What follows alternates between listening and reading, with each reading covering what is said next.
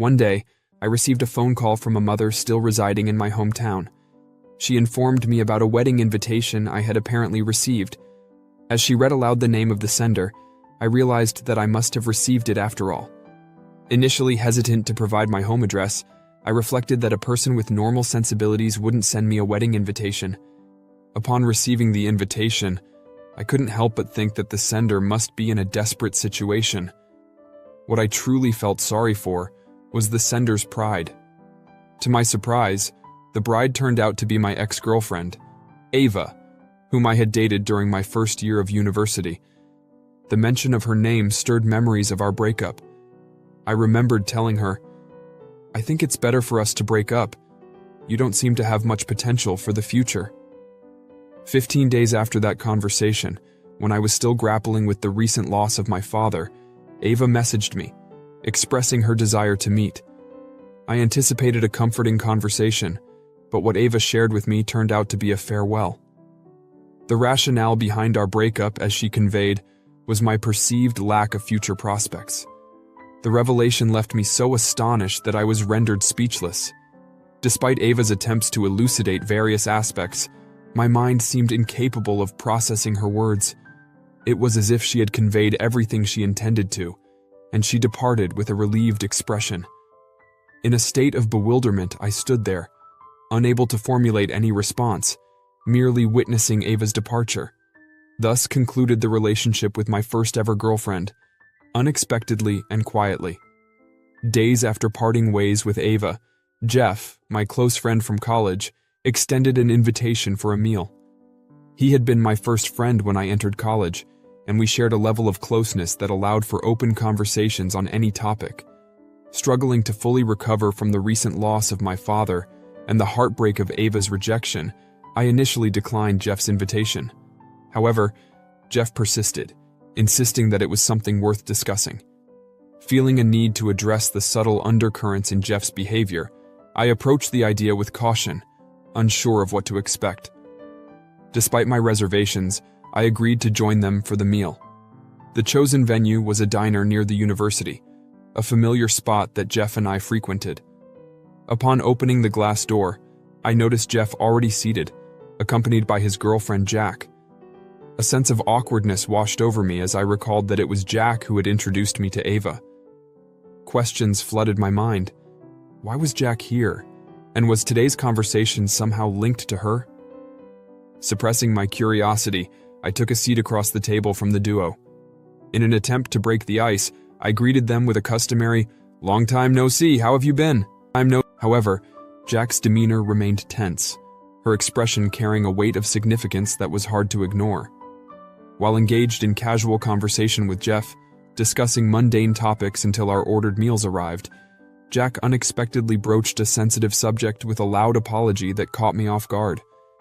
The volume of her apology drew the attention of nearby customers, prompting Jeff to offer a friendly smile and a gesture of apology to diffuse any tension. Undeterred by the interruption, Jack continued with her narrative, explaining her presence at the gathering. As she delved into her story, she disclosed that she had requested Jeff to contact someone named Bob on her behalf. Upon hearing Jack's explanation, a realization struck me. I felt a sense of relief that Ava had initiated the breakup. This newfound perspective emerged as I learned Ava's side of the story for the first time. According to Jack, she had introduced me to Ava because Ava had persistently urged her to mediate and facilitate a connection between us. Ava, it seemed, had expressed to Jack her belief that she was deserving of being Bob's girlfriend. Jack recounted how Ava had conveyed this sentiment, and the revelation shed light on Ava's motivations. It became apparent that Ava had started expressing her feelings to Jack right after their initial meeting. The turning point in this narrative occurred during a double date with Jeff, Jack, Ava, and me. Initially uncertain, Jack grappled with the decision of whether to comply with Ava's request.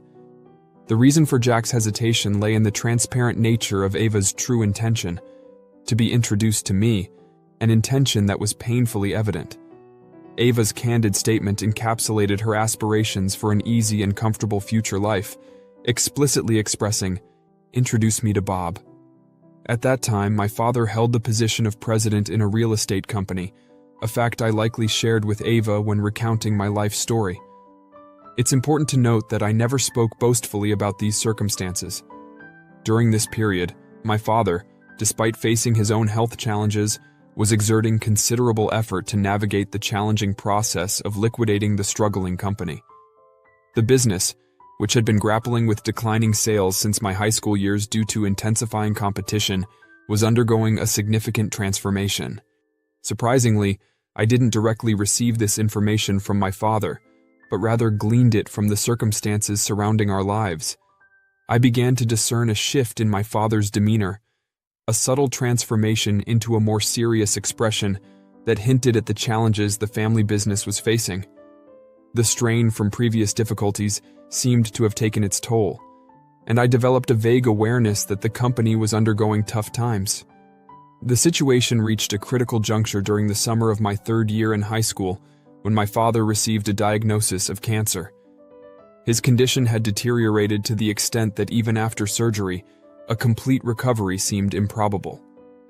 Faced with the harsh reality of his limited time, my father proactively engaged in discussions about integrating the struggling company with another firm, a move aimed at safeguarding the livelihoods of the employees. Naturally, I kept the intricacies of these family challenges to myself. It wasn't something I would have shared with Ava. However, it occurred to me that Ava, unaware of the details, might have formed an equation in her mind. Company president equals a wealthy family. Adding complexity to the dynamics, Jack and Ava had a history that extended back to high school. Jack, although wearied by Ava's personality, had contemplated severing their friendship on numerous occasions. Yet, due to Jack's inherently gentle nature, she found herself unable to bring closure to the relationship with the assertive Ava. When Ava requested Jack to introduce me, Jack, feeling guilty, succumbed to Ava's persistent urging. Witnessing my entrance into a relationship with Ava and observing how enthusiastically I spoke about her, Jack found herself experiencing a pang of unease in her heart.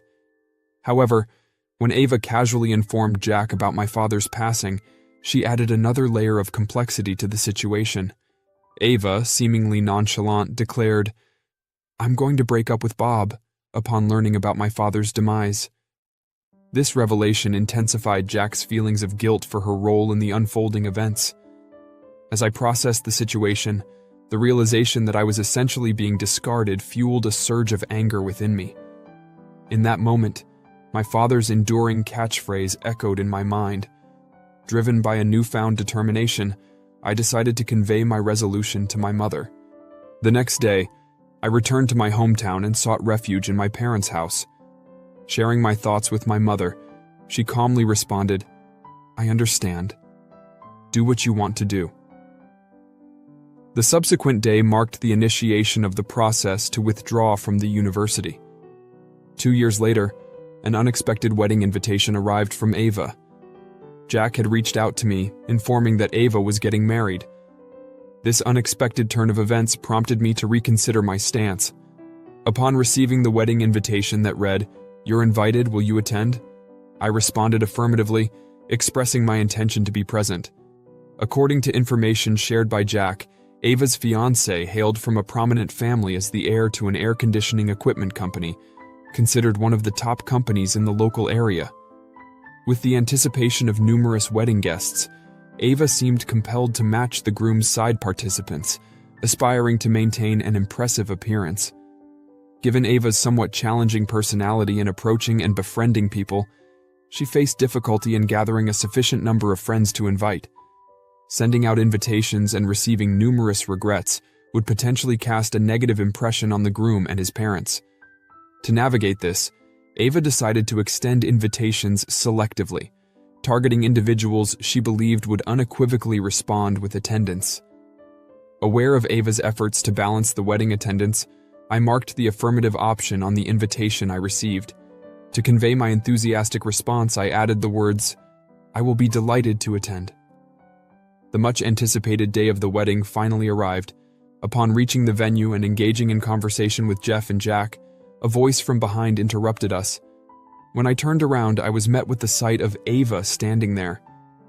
Despite my biased perspective, Her cheerful expression appeared somewhat malicious. Ava, it seemed, hadn't changed at all from the person I knew before, a person who assessed the value of things based on financial considerations.